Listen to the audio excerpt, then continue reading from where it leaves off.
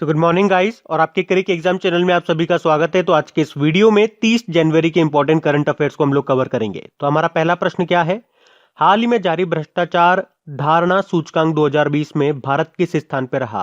तो आंसर होगा 86 नंबर पर है। अच्छा, ये इंडेक्स जारी किसने किया? तो इसको जारी किया है ट्रांसपेरेंसी इंटरनेशनल ने। तो अभी ट्रांसपेरेंसी इंटरनेशनल के द्वारा जारी भ्रष्टाचार धारणा सूचकांक, इंग्लिश में बोलेंगे तो करप्शन परसेप्शन इंडेक्स 2020 में 180 देशों की सूची में भारत 86 नंबर पे रहा है। लास्ट ईयर यानी कि 2019 में भारत इसमें 80 नंबर पे था, इस बार 86 नंबर पे आ गया। और इस बार टॉप पे कौन रहा? टॉप पे है न्यूजीलैंड और डेनमार्क। ये दोनों देश टॉप पर है, मतलब इन दोनों देशों में करप्शन सबसे कम रहा। और सबसे लास्ट में रहे सोमालिया और साउथ सुडान, करप्शन सबसे ज्यादा है मतलब इनमें। तो लास्ट में कौन है ये आपको याद नहीं रखना है, टॉप याद रखना है न्यूजीलैंड और डेनमार्क है, और भारत याद रखना है 86 नंबर पर है। बाकी देखो 85 नंबर से आप याद रख सकते हो हेनले पासपोर्ट इंडेक्स जो आया था, जिसमें टॉप पे था जापान और भारत उसमें 85 नंबर पे था। और उससे पहले ग्लोबल हंगर इंडेक्स आया था जिसमें टॉप पे तो बेलारूस था, भारत उसमें 92 नंबर पे था। और अभी हमने पढ़ा था ग्लोबल क्लाइमेट रिस्क इंडेक्स 2021 जो आया था, जिसमें टॉप पे मोजाम्बिक था और भारत 7वें नंबर पे था। अच्छा, हमने कहा ये जो करप्शन परसेप्शन इंडेक्स है इसको रिलीज करता है कौन? Transparency international. तो इसका हेडक्वार्टर कहां पर है? बर्लिन जर्मनी में है। बढ़ते हैं आगे। फिर एक गणतंत्र दिवस परेड में किस राज्य की झांकी ने सर्वश्रेष्ठ झांकी का पुरस्कार जीता? तो आंसर होगा उत्तर प्रदेश। तो अभी रिपब्लिक डे 2021 की परेड में प्रदर्शित की गई उत्तर प्रदेश की राम मंदिर की झांकी को सभी झांकियों में पहला पुरस्कार मिला है। तो उत्तर प्रदेश की झांकी राम मंदिर पे बेस्ड थी, जिसकी थीम रही अयोध्या उत्तर प्रदेश की सांस्कृतिक विरासत।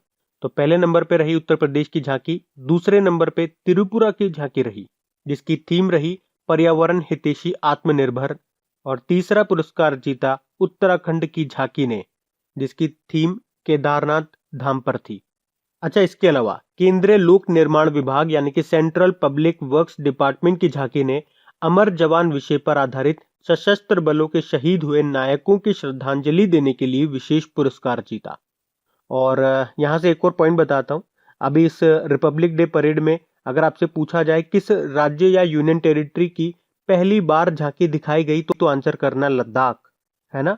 और कल भी हम लोगों ने एक प्रश्न पढ़ा था कि 2021 के रिपब्लिक डे परेड में किस देश के सशस्त्र बलों ने पार्टिसिपेट किया? तो आंसर होगा बांग्लादेश। बढ़ते आगे। फिर है हाल ही में जारी कोरोना वायरस प्रदर्शन सूचकांक में भारत किस स्थान पर रहा? तो आंसर होगा 86 नंबर पे है भारत। तो ऑस्ट्रेलिया स्थित लूवी इंस्टीट्यूट के द्वारा जारी नए कोरोना वायरस प्रदर्शन सूचकांक में 98 देशों में भारत 86 नंबर पे रहा है। और इस इंडेक्स में टॉप पे रहा कौन सा देश? न्यूजीलैंड, उसके बाद वियतनाम और फिर रहा ताइवान। और महामारी की सबसे खराब हैंडलिंग के लिए ब्राजील इस सूची में सबसे निचले स्थान पर रहा है। और सार्वजनिक रूप से उपलब्ध डेटा की कमी होने के कारण चाइना को इस सूची से बाहर रखा गया। तो देखो आज इंडेक्सेस से रिलेटेड दो क्वेश्चन हम लोगों ने पढ़े। तो पहला प्रश्न हम लोगों ने पढ़ा था भ्रष्टाचार धारणा सूचकांक 2020 यानी कि करप्शन परसेप्शन इंडेक्स 2020, जिसमें भारत 86 नंबर पे था और टॉप पे न्यूजीलैंड और डेनमार्क था। और अभी हम लोग पढ़ रहे हैं कोरोना वायरस प्रदर्शन सूचकांक, जिसमें भी भारत 86 नंबर पर है और टॉप पे है न्यूजीलैंड। तो ये आपके लिए याद रखना आसान रहेगा। बाकी आपको याद होगा ओकला ने global internet speed index release किया था जिसमें टॉप पे था कतर और भारत 129 नंबर पे था। उसके अलावा ग्लोबल फायर पावर इंडेक्स जो रिलीज हुआ था जिसमें टॉप पे यूएसए था और भारत इसमें चौथे स्थान पे रहा था। जबकि ह्यूमन फ्रीडम इंडेक्स 2020 जो आया था उसमें भी टॉप पे था न्यूजीलैंड और भारत उसमें 111वें नंबर पे था। तो ये भी याद रखना। बढ़ते हैं आगे। फिर है हाल ही में किसे कजाकिस्तान में भारतीय राजदूत के रूप में नियुक्त किया गया? तो आंसर होगा शुभ दर्शनी त्रिपाठी को। तो अभी शुभ दर्शनी त्रिपाठी को कजाकिस्तान में भारतीय राजदूत के रूप में नियुक्त किया गया है। तो एक तो इनका नाम याद रखना। बाकी मनीष चौहान का नाम आपने सुना होगा, ये पुर्तगाल में भारतीय राजदूत बने थे यानी कि एम्बेसडर बने थे। वीरेंद्र कुमार पॉल ये सोमालिया में भारतीय राजदूत बने थे। और जयंत खोबरागड़े ये आसियान सचिवालय में भारत के राजदूत बने। अच्छा, बात यहाँ पे कजाकिस्तान की है तो ये रहा मैप में कजाकिस्तान। पहले इसकी कैपिटल हुआ करती थी अस्ताना, बाद में इसकी कैपिटल का नाम बदल के क्या कर दिया? नूर सुल्तान। यहाँ के जो पूर्व राष्ट्रपति थे नूर सुल्तान नजरबायेव, उनके नाम पे यहाँ की कैपिटल का नाम रखा गया। करेंसी कजाकिस्तानी तेंगे है और यहाँ के जो प्रेसिडेंट है उनका नाम है कासिम जोमार्ट टोकायेव। और कजाकिस्तान से एक स्टैटिक पॉइंट आप याद रख लो कि दुनिया का सबसे बड़ा लैंड लॉक कंट्री कौन सा है, तो कजाकिस्तान है। बढ़ते हैं आगे। फिर है हाल ही में एसबीआई के मैनेजिंग डायरेक्टर के रूप में किसे नियुक्त किया गया, तो आंसर होगा स्वामीनाथन जानकी रमन और अश्विनी कुमार को। तो अभी हाल ही में एसबीआई ने स्वामीनाथन जानकी रमन और अश्विनी कुमार को अपने मैनेजिंग डायरेक्टर के रूप में नियुक्त किया है। आपको बता दूं, देखो वैसे तो एसबीआई में एक अध्यक्ष होते हैं और 4 मैनेजिंग डायरेक्टर होते हैं। अध्यक्ष यानी कि चेयरमैन तो आप जानते हो, दिनेश कुमार खारे हैं। और 4 मैनेजिंग डायरेक्टर कौन है? एक तो है सीएस शेट्टी, एक है अश्विनी भाटिया और बाकी 2 ये हो गए, अश्विनी कुमार और स्वामीनाथन जानकी रमन। अब एसबीआई की बात है। एसबीआई का हेडक्वार्टर है मुंबई में और हमने कहा चेयरमैन इसके दिनेश कुमार खारे हैं। अभी आपको याद होगा स्टेट बैंक ऑफ इंडिया ने ऋण समाधान योजना शुरू की थी और पेटीएम के साथ कॉन्टैक्टलेस क्रेडिट कार्ड को भी लॉन्च किया था एसबीआई ने। उसके अलावा एसबीआई ने टाइटन कंपनी के साथ मिलकर भारत की पहली कॉन्टैक्टलेस पेमेंट घड़ी जिसका नाम है टाइटन पे, उसको भी लॉन्च किया था। और Brandon human capital management excellence award 2020 भी जीता था एसबीआई ने। और आपको याद होगा कुछ समय पहले बीएसएनएल के साथ मिलकर एक वॉलेट भी बनाया था एसबीआई ने जिसका नाम रखा था भारत इंस्टा पे, तो ये भी ध्यान रखना। बढ़ते आगे। फिर है हाल ही में किसने किसानों के लिए कृषि सखा एप्लीकेशन को लॉन्च किया है, तो आंसर होगा भारतीय एक्सा जनरल इंश्योरेंस।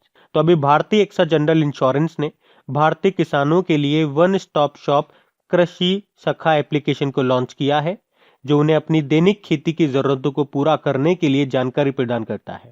तो इस एप्लीकेशन के माध्यम से किसानों को फसल बीमा से संबंधित जानकारी के लिए प्रधानमंत्री फसल बीमा योजना पोर्टल तक पहुंच भी प्राप्त होगी। अच्छा, Bharatiya AXA general insurance headquarter Mumbai में है। इसके एमडी/सीईओ है संजीव श्रीनिवासन और इसकी टैगलाइन होती है सुरक्षा का नया नजरिया। वैसे आपको बताऊं, कुछ समय पहले पढ़ा था हम लोगों ने कि आईसीआईसीआई लोम्बार्ड ये भारतीय एक्सा जनरल इंश्योरेंस का अधिग्रहण करेगा, एक्विजिशन करेगा। बाकी एचडीएफसी बैंक से आपको याद होगा, अभी banking financial services and insurance movers and shakers 2020 ranking में टॉप पर आता है एचडीएफसी। और आईसीआईसीआई बैंक से भी याद रखो, अभी मल्टीनेशनल कंपनियों के लिए इनफाइनाइट इंडिया नाम से एक प्लेटफॉर्म भी लॉन्च किया था इसने। बढ़ते हैं आगे।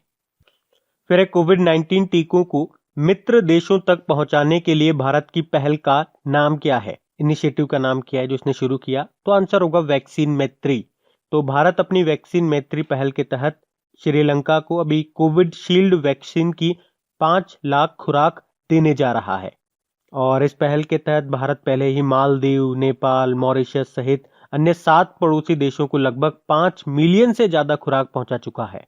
और ये जो वैक्सीन मैत्री पहल है ये भी 20 जनवरी को ही शुरू की गई। अच्छा, श्रीलंका को हम कौन सी वैक्सीन दे रहे हैं? Covid shield.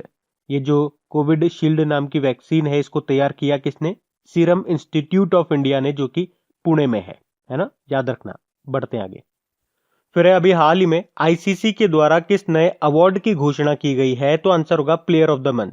तो अभी आईसीसी ने अंतरराष्ट्रीय क्रिकेट के सभी तीनों फॉर्मेट में खेलने वाले पुरुष और महिला क्रिकेटरों के सर्वश्रेष्ठ प्रदर्शन को चिन्हित करने के लिए ICC player of the month award की घोषणा की है। मतलब अब इस कैटेगरी में भी आईसीसी के द्वारा अवार्ड दिए जाएंगे। अब आईसीसी देगा, तो देखो आईसीसी से अभी आपको याद रखना है, अभी आईसीसी जो मेंस वर्ल्ड कप होंगे 2023 में होंगे वो भारत में होंगे। उसके अलावा आईसीसी वुमेन्स वर्ल्ड कप ये 2021 में होने वाले थे पहले, लेकिन अब ये 2022 में पोस्टपोन कर दिया इनको। होंगे कहाँ पे? न्यूजीलैंड में होंगे। आईसीसी स्थापना इसकी 1909 में हुई थी। हेडक्वार्टर आपको मिलेगा दुबई यूएई में। इसके सीईओ तो मनु साहनी है और इसके नए चेयरमैन बन गए ग्रेग बार्कले, जो कि न्यूजीलैंड से ही है। बढ़ते आगे।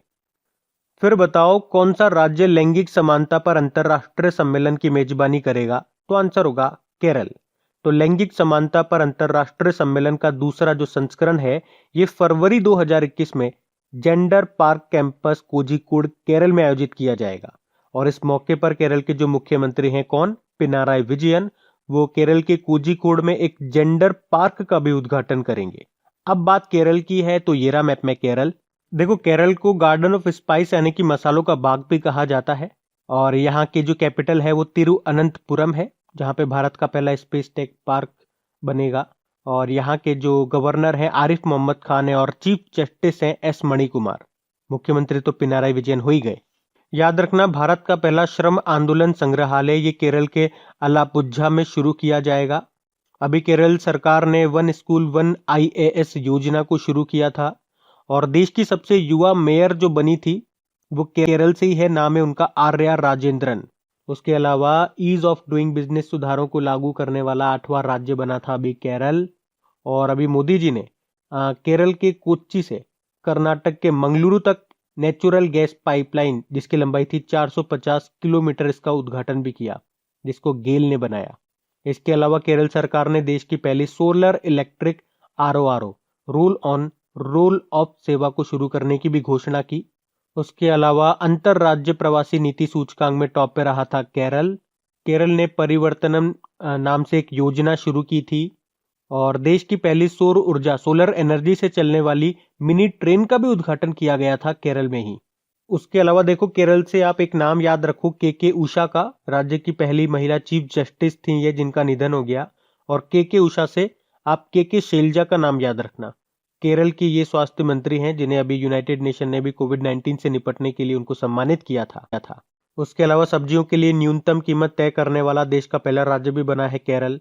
और केरल पूरी तरह से डिजिटल हाईटेक क्लासरूम वाला देश का पहला राज्य भी है, तो ये पॉइंट भी याद रखना। अच्छा, केरल से 2 इंपॉर्टेंट डांस मैं आपको बताऊंगा, कथकली याद रखो और मोहिनी अट्टम याद रखो, कई बार एग्जाम में आ चुके हैं ये डायरेक्ट। उसके अलावा देखो यहाँ पे आपको एरविकुलम नेशनल पार्क मिल जाएगा, साइलेंट वैली नेशनल पार्क आपको यहाँ पे मिल जाएगा, पंबादम शोला नेशनल पार्क हो गया, नमुडी शोला नेशनल पार्क हो गया।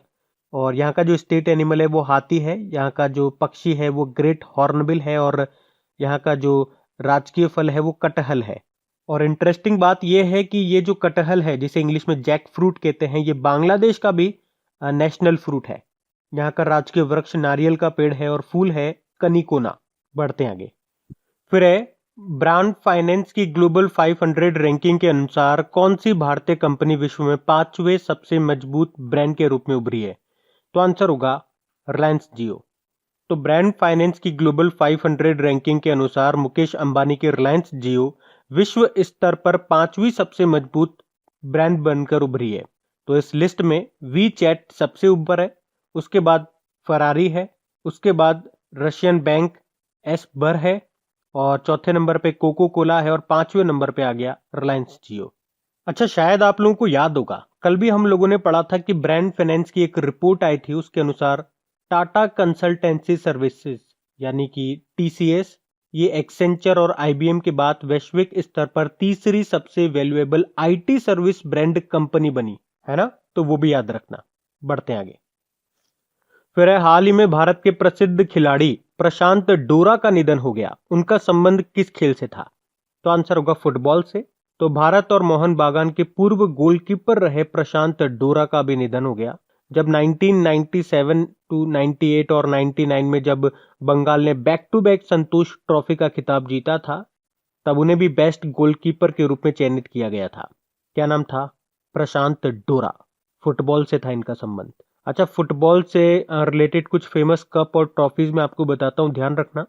संतोष ट्रॉफी, जैसा कि अभी हमने कहा, कभी एग्जाम में पूछ लिए जाते हैं क्योंकि इस तरह के प्रश्न कि कोई कप दे दिया, जैसे कि डूरंड कप, इसका संबंध किस खेल से है? फुटबॉल से है। संतोष ट्रॉफी, इसका संबंध किससे है? फुटबॉल से है।